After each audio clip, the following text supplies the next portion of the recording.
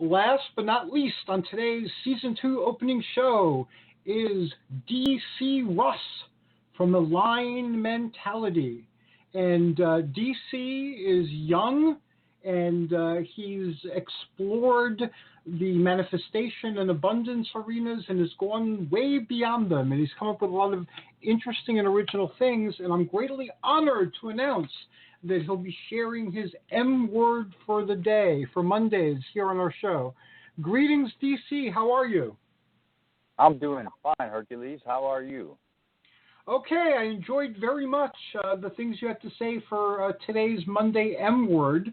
And what you said is very, very true. Would you care to share it here?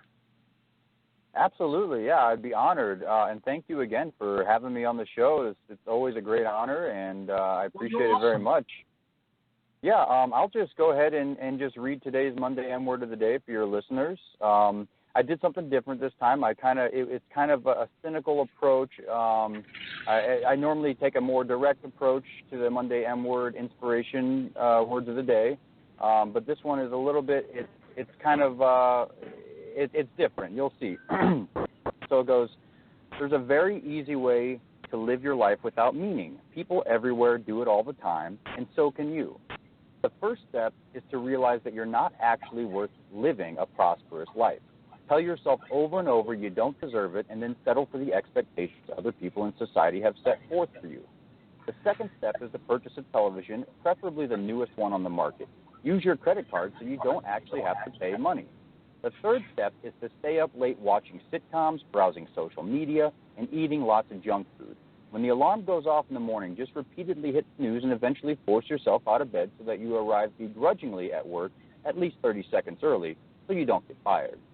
People who live life with the least amount of meaning are adept at accepting unfavorable circumstances and possess an extraordinary ability to project their problems onto external entities. Sure, they may be miserable inside, but they never have to worry about failing or going out of their comfort zones. It's a painful, difficult road, but it can be made easier by maintaining a strict drug and or alcohol regimen. It's not easy to aspire to meaninglessness, but you can find the support you need through other people whose lives have no meaning. Thankfully, misery loves company, and these people will do everything they can to help you on your journey. And that's today's Monday M word of the day. And that's incredibly awesomely said. I, too, have found that there is no shortage of people who will try to shoot down or make fun of any original idea you have, or if you voice that you're going to follow a different path. People seem to come out of the woodwork, and people are close to you foremost of all. It's a really amazing thing, and you captured it here quite perfectly. Yeah, thank you very much. And it's not meant to bring down people who are currently living a meaningless life, because I've lived it, and I was brought up around it. And luckily for me, I had just the right amount of teachers come into my life at just the right time, so that I was able to see, the end of that life, the end of that carved out path. And so fortunately for me, I was able to see the fallacy in living that kind of life really early on. And so I'm making it my mission to do whatever I can to inspire people to a higher calling, to their own higher calling. And I really can't stress that enough.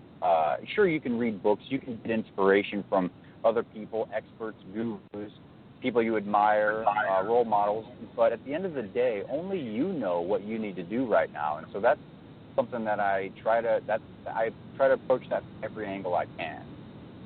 I've been following your work for quite a while, and I've seen it evolve also. And I can vouch that this is not your typical way of communicating, but it's I see it as kind of like an alarm going off. People might see that they've fallen into these patterns. I know I've started many commercial endeavors, and many of those commercial endeavors have failed. But that doesn't stop me from continuing, to try to build something viable. And sometimes I have something viable for, a number of years. And I also take employment when I can find it in my fields. And, so I keep busy that way. But many people, they'll let the first person who criticizes what they're thinking of doing defeat them, and they won't proceed at all. I worked when I was younger in many places where the people I was working with were not getting up from a bed. Whether it was an emergency room or an ICU or a residence program that got, in an institution or at home, I spoke with people who were not getting up from that bed. And it simplified my life because I found that at the end of life, most of the things we worry about are not worth anything. What is worth something are good memories. Good memories are better than gold. They're treasure. And not having regrets, because if you're lucid enough when you're in that bed, everything you didn't do, and it's usually things like I didn't tell somebody how I felt about them, I could have gone somewhere but I didn't because I was afraid of what other people might say, things like that, they eat at you at the end of life. And if you have at least one soul visiting you on that bed periodically, even if it's a staff person, a person paid to be there, that makes all the difference in the world.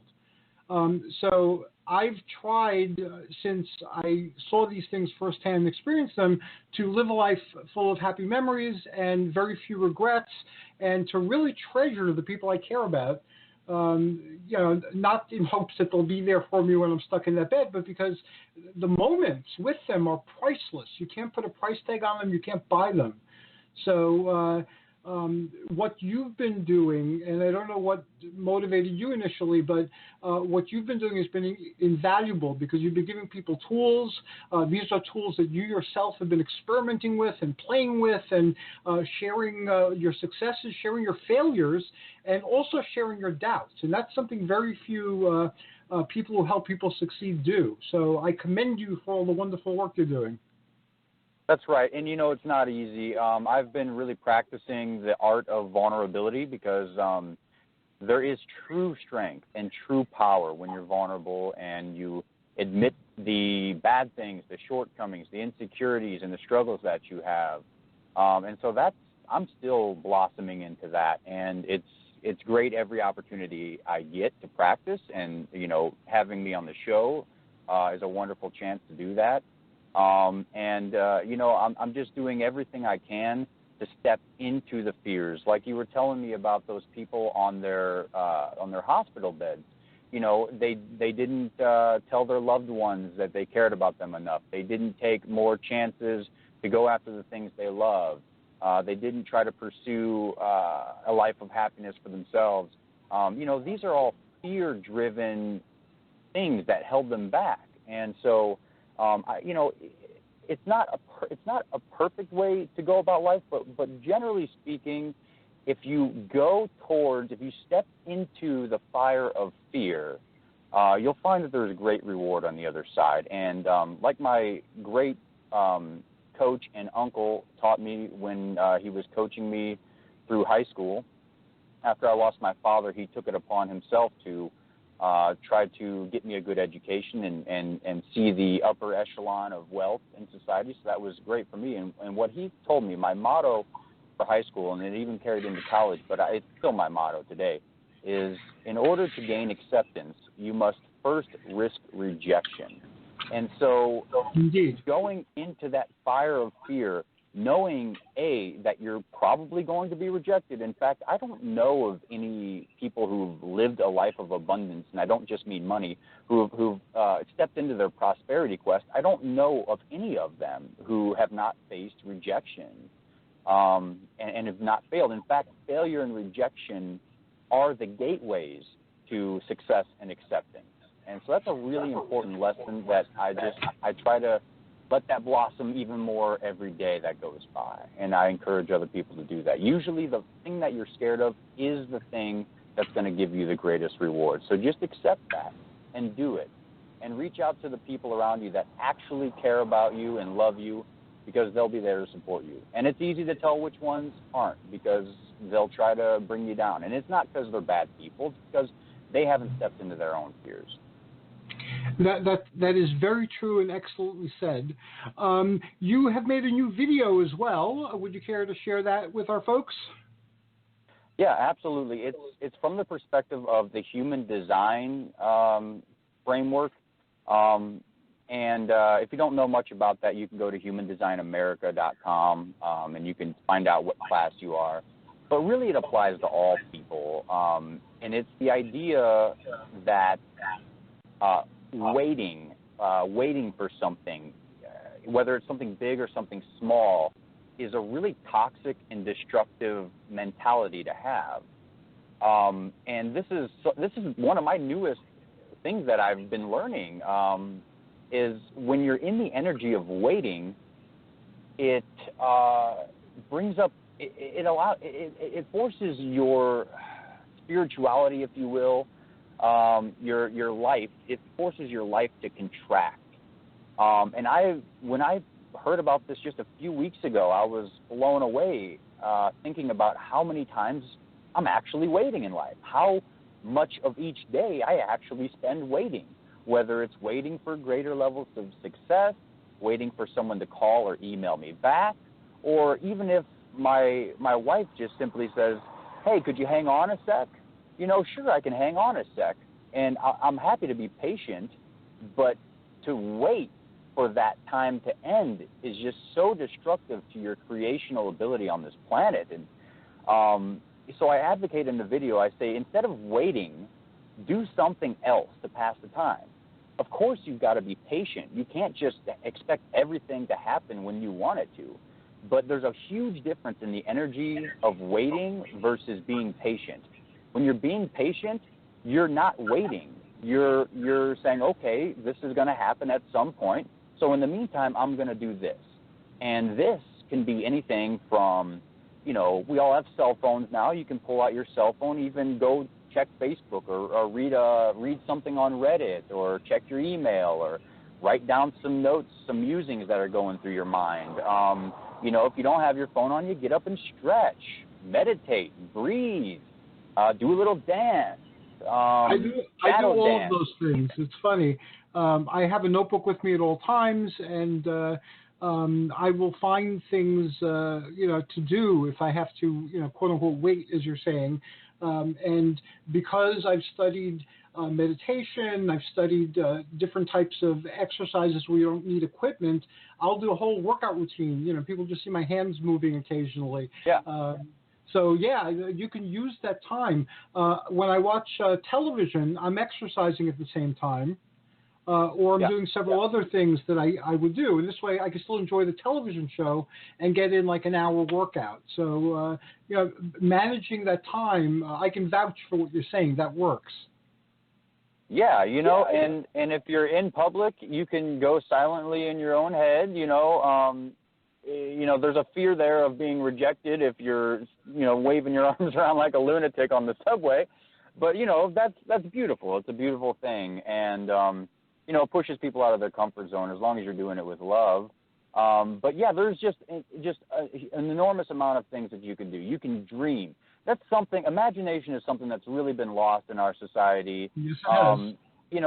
If you're waiting 5 minutes to flip burgers, or, you're waiting for the subway to show up, or whatever you're doing, you're sitting at the bus stop, just take a moment to dream of something. Feel the emotions that come up in that dream. Be present, be aware. Look at the birds, look at the bugs, look at the little children playing with the flowers, anything like that. It's challenging because we're programmed always to be thinking about something else and not being present, whether it's regrets and anxiety about the past or fears about the future. We're always somewhere else. And waiting, the period where you're waiting for something, is a beautiful time to practice mindfulness.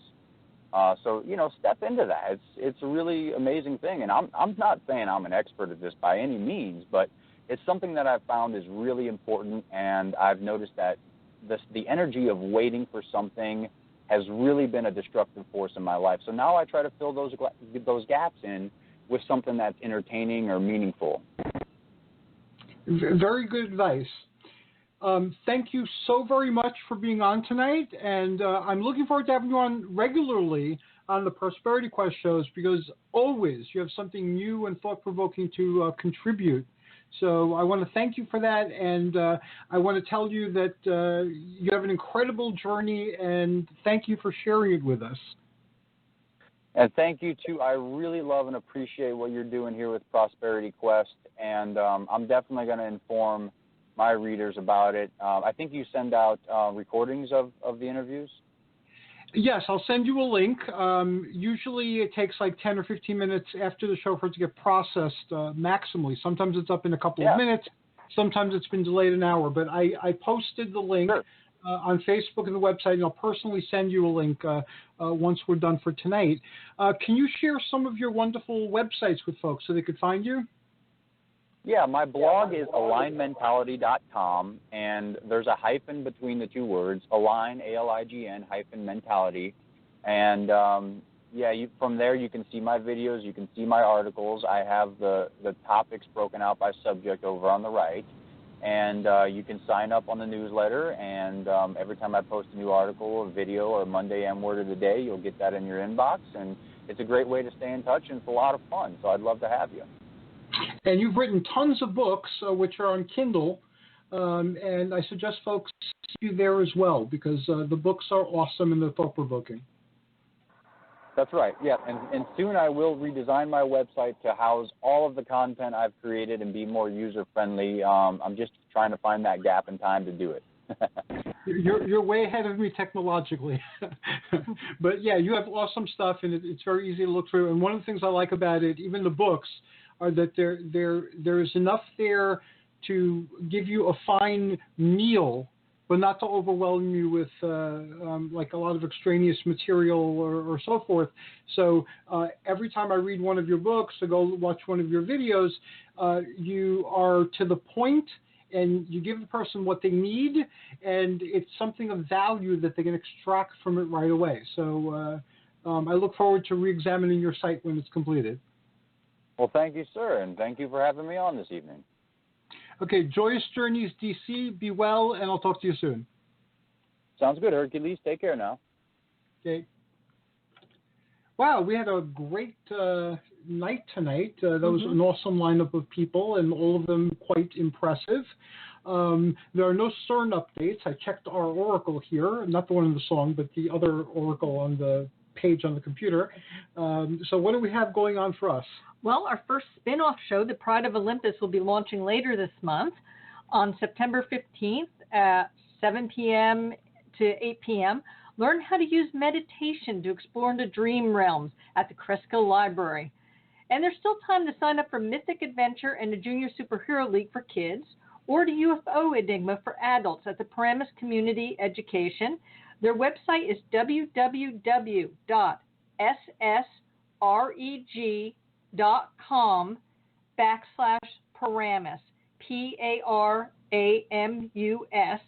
And you can find the children's programs in the enrichment category. If you scroll down, you will not see Mythic Adventure, but look under the enrichment category and you'll find those classes.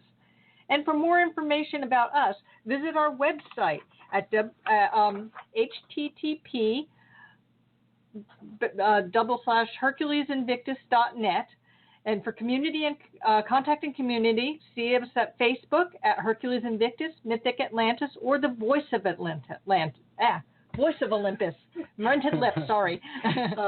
Our next show is Atlantis, the Unarian Revelations Part 3, which concludes our trilogy of shows on Unarius's lore on Atlantis. And then we'll be starting with them a new trilogy of shows based on past life regression and past life exploration. So I'm really looking forward to that. Thank you for joining us tonight. We look forward to having you with us again next week. May all your journeys be joyous and all your adventures yield much benefit. This is Hercules Invictus signing off. And Athena Victory. Ta-ta. Ta-ta indeed.